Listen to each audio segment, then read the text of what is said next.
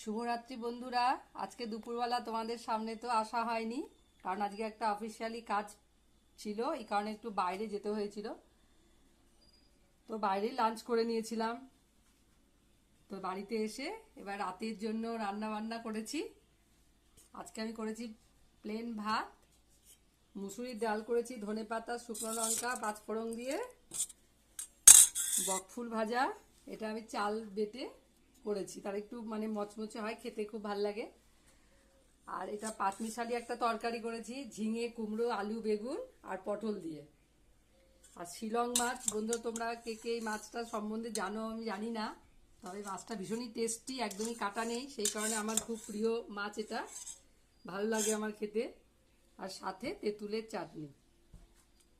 তো বন্ধুরা তোমাদের কেমন লাগলো আমার এই রান্না বান্না জানাতে ভুলো না। কালকে আবার দেখা হবে একটা ব্লগে। তোমরা সবাই ভালো থাকবে, সুস্থ থাকবে। টাটা।